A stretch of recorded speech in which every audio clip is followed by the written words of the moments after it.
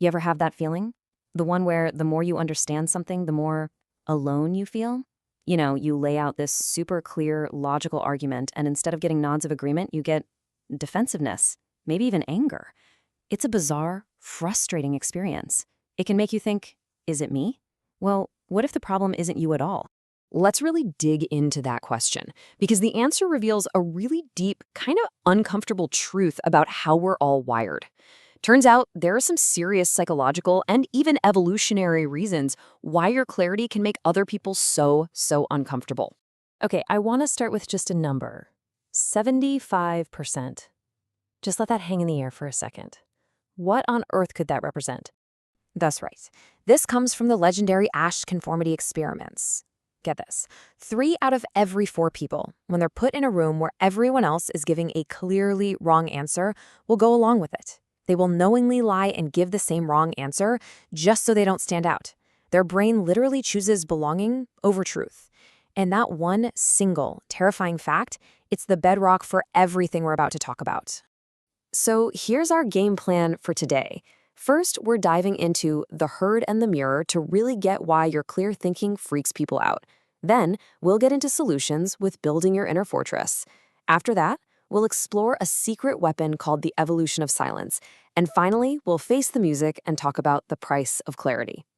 All right, let's jump in. To get to the bottom of this, we first have to understand this fundamental clash between the lone thinker and the group. And believe me, this isn't a new problem. Philosophers have been tearing their hair out over this for centuries. The philosopher Friedrich Nietzsche, he had a name for this: herd morality. Now, he wasn't trying to be insulting. It was more like a diagnosis. He saw that for most of human history, our survival depended entirely on fitting in with the tribe. So we've developed this deep, primal instinct to put the group first, even if it means putting individual truth second. It's a survival mechanism, baked right into our DNA. And this right here, this just lays out the conflict perfectly. The herd, the group, it craves belonging, certainty, and safety. But your individual thought, well, that brings individuality, it brings questions, and sometimes it brings really uncomfortable truths. To the group, that doesn't just feel different. It feels like a direct threat to its very existence. And oh, it gets even more personal. Another philosopher, Schopenhauer, he pointed out what we can call the mirror effect. See, when you think clearly and speak honestly, you're not just presenting an idea, you're holding up a mirror. And in that mirror, other people see their own limitations, their own contradictions, their own unexamined beliefs reflected back at them. And let me tell you, people do not forgive you for making them feel inadequate, even if you had zero intention of doing so. Okay, so that's the problem. It's a tough spot to be in, it really is. But you are not helpless in this. So let's talk about how to build a framework for real resilience. This is all about constructing an inner fortress, a mental stronghold, so that when the herd pushes back, it doesn't just knock you over. Real mental strength isn't just one thing, it's a whole system, and it's built on 3 core pillars that all work together. First up is discipline architecture. That's about designing your life for success. Second, emotional sovereignty, mastering your own inner world. And third, identity transformation, which is where the change stops being something you do and starts being who you are. Let's break them down. Look, discipline is not about willpower. Willpower is a myth. It's like a battery that's dead by 3 p.m. Real discipline is about being an architect, engineering your environment so the right choice is the easy choice. Psychologists call it reducing decision fatigue. Every little choice you make drains your mental energy. So discipline architecture is about saving that energy for what really matters. You sleep in your gym clothes. You remove junk food from the house. You pre-make your decisions. And that 72-hour rule, that's your key to getting started. If you have a new goal, you have to take one tiny action on it within 3 days. If you don't, the stats show you probably never will. So just take one small step. The second pillar is emotional sovereignty. Now, this doesn't mean you become a robot and don't feel things. Quite the opposite. It means you observe your emotions without letting them take you prisoner. So when you feel that flash of anger, instead of saying, I am angry, you learn to say, I am experiencing the sensation of anger. That tiny change in language creates this crucial gap between the stimulus and your response. And in that gap, that's where you find your freedom.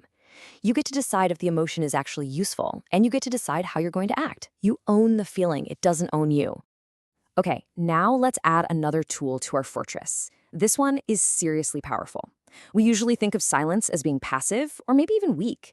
But what if I told you it's a skill? one that evolves through stages, transforming from this awkward, empty space into a source of pure, unshakable power.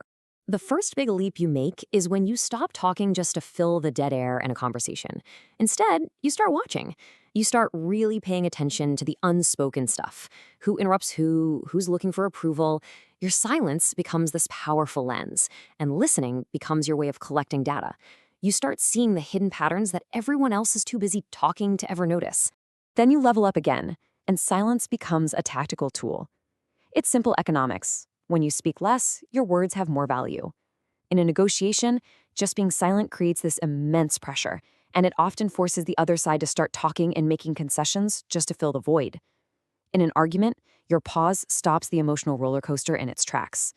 Your words are no longer cheap. They command attention. And at this advanced level, well, this is where something incredible starts to happen. You don't have to direct the room anymore. Your very presence does it for you. Your calm, your self-containment, it becomes a center of gravity. You'll notice conversations slow down a bit when you walk in. People will instinctively look to you when things get uncertain, not because you demanded it, but because your quiet projects total control. This is what we call social gravity. It's that moment your silence stops being just about you and starts actively reorganizing the social space around you. It's an influence you carry that requires zero words. People just sense that you are not easily moved, you're not easily read, and that little bit of unpredictability, it commands a ton of respect. So, you've built your inner fortress. You've learned how to use silence as a tool. But let's be real, being an independent thinker still comes at a cost. So in this final section, we need to look that price right in the eye, understand what it is, and figure out why it's probably worth paying. This quote from Dietrich Bonhoeffer, a theologian who was actually executed by the Nazis, it's just chilling. He said you can protest against malice, you can fight evil, but against stupidity, we are defenseless. But he had a very specific definition of stupidity. He wasn't talking about low IQ.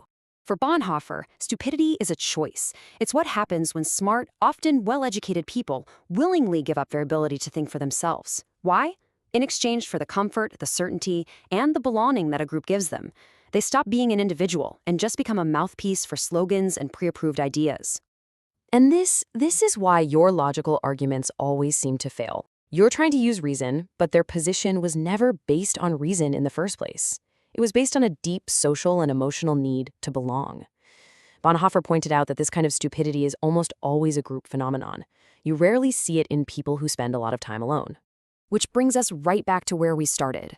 That loneliness, that rejection you feel. It isn't proof that you're wrong. It's proof that the herd's defense mechanism is working exactly as it was designed to. Thinking for yourself has always had a price tag. So the real question isn't whether you're right or not. It's whether you have the strength to pay that price. Can you?